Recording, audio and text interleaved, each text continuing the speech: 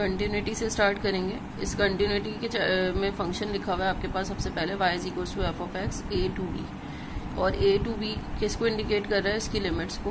तो आपके पास y is equal to f of x जो है वो कंटिन्यूअस रहेगा x is equal to c पे, मतलब कि सी कोई भी पॉइंट है जहाँ पर हम इसको डिस्कस करना चाह रहे हैं, जहाँ जहाँ ये वेयर a से लेके b तक की लिमिट्स के बीच में वो लाई कर रहा होगा वो पॉइंट।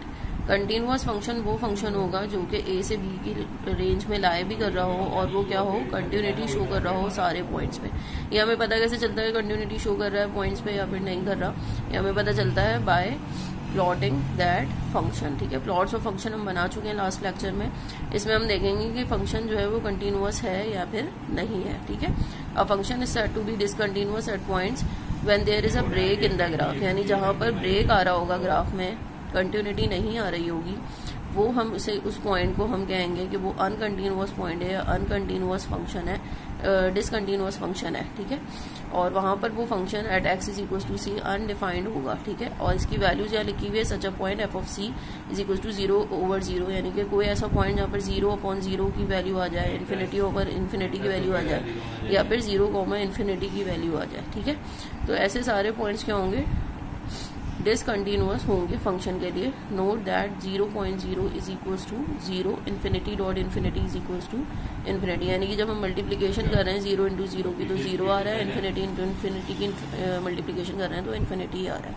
ठीक है, तो ऐसे सारे जो फंक्शंस होंगे वो क्या होंगे, आपके लिए डिसकंटिन्यूअस हो जाएंगे। ये एग्जाम्पल सॉल्व करेंगे हम कि आप डिटरमाइन करें पॉइंट्स ऑफ डिसकंटिन्यूटी को एफ ऑफ एक्स के, कि एफ ऑफ एक्स जो है वो एक्स के बराबर है, फिर एब्सोल्यूट ऑफ एक्स के बराबर है, फिर साइन एक्स ओवर एक्स के बराबर है, और F of x tan of x के बराबर है। ठीक है, और फिर एक ई फंक्शन निकालो।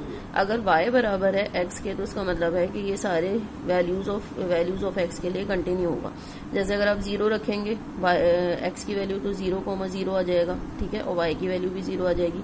इस तरीके से 1 रखेंगे तो y की वैल्यू भी 1 आ जाएगी, 2 रखेंगे तो y की वैल्यू भी 2 आ जाएगी। इसके लिए हम क्या करेंगे, हम सपोज करेंगे value 0, 1, 2, 3, 4 for x and some negative values -1, -2, -3, -4 for x, और फिर जब हम इसको रखेंगे फंक्शन में f of x is equals to 1, तो आपके पास जो फर्स्ट पॉइंट आएगा वो क्या आ जाएगा, 1,1। अगर आप 0 रखेंगे तो फर्स्ट पॉइंट आपके पास क्या आ जाएगा, 0,0। इस तरीके से हम ये वाला जो चार्ट है इसको प्लॉट कर लेंगे। इसके बाद आपके पास नेक्स्ट इसमें लिखा हुआ है कि एब्सोल्यूट ऑफ एक्स। तो एब्सोल्यूट ऑफ एक्स का मतलब ये है कि एक्स की जो भी वैल्यू होगी नेगेटिव या पॉजिटिव, वो सारी वैल्यूज क्या हो जाएंगी, वो सारी पॉजिटिव में ही अकर करेंगी for the values of y. ठीक है, तो आप वही वैल्यूज लेंगे 0, 1, 2, 3, 4 and -1, 2, 3, 4। So all the values of y will be positive after putting the value absolute x for the function y. यहाँ देख लीजिए जो चार्ट बना है, जब आप इसमें पॉइंट्स रखेंगे 0, 1, 2, 3, 4 एंड -1, 2, 3, 4, तो यही चार्ट अगर होगा, ये आप लोग बना के देख लीजिए। पार्ट सी में देखिए साइन एक्स ओवर एक्स के लिए आप कुछ वैल्यूज देख लीजिए 0, 1, 2, 3, 4।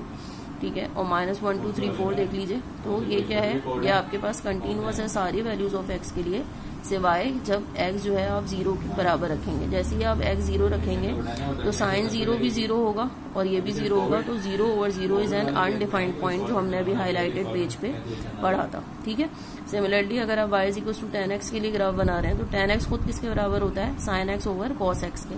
ठीक है, तो इसके वैल्यूज जो भी आप लेंगे 0, 1, 2, 3, 4 एनी वैल्यूज, तो यहाँ पर कुछ वैल्यूज गिवन है आपको, when ±½ पाई ±3/2 पाई ±5/2 पाई, ये आप डायरेक्टली आप कैलकुलेटर में रख के कैलकुलेट कर सकते हैं। लेकिन अगर जब आप cos x is equal to 0 calculate करेंगे तो ये फंक्शन क्या होगा, ये डिसकंटिन्यूअस होगा। ठीक है, इसके बाद the function is continuous for all values x is equal to except x is equal to 0।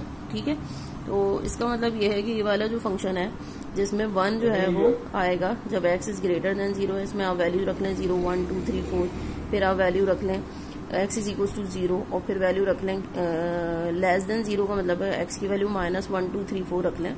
तो ये इस तरह की लाइन्स अकर हो जाएंगी for positive values and for the negative values of x, but जब आप 0 रखेंगे x को तो 0 ही आएगा। ठीक है, इट मीन्स कि आप x की वैल्यू सजेस्ट करेंगे 0, 1, 2, 3, 4 -1 2 3 4, but the values of y is fixed as it is already calculated as whenever x is greater than 0 y is equals to 1, whenever x is equals to 0 y is equals to 0, and whenever x is less than 0 it is equal to -1.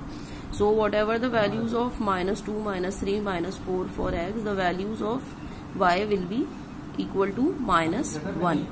Now for the last function x square -1 की power जो half है, इसमें हम क्या कर रहे हैं, इसमें आपके पास डोमेन है -1 और x की।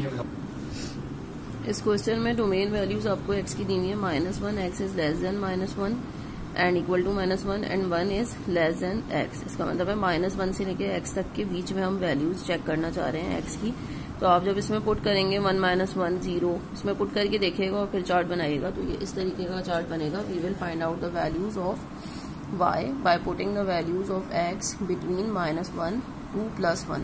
तो between -1 to +1 क्या वैल्यूज हो सकती हैं, 1 1.5, सिमिलरली 0 0.5 0.9 0.8 1 एंड 0 -0.2 -0.5 -0.8 -0.9। तो between -1 to 1 वैल्यूज आपको x के लिए रखनी है, y के लिए x के लिए रखनी है और इसमें पुट करनी है f of x is equal to x square -1 की पावर हाफ में। तो जो भी आंसर्स होंगे उन्हें फिर हम चार्ट में प्लॉट कर देंगे। ये सारा काम आपको ऑन ग्राफ पेपर करना है। कोई भी इसमें दूसरे कोई भी मतलब के जो चार्ट्स बनाने हैं वो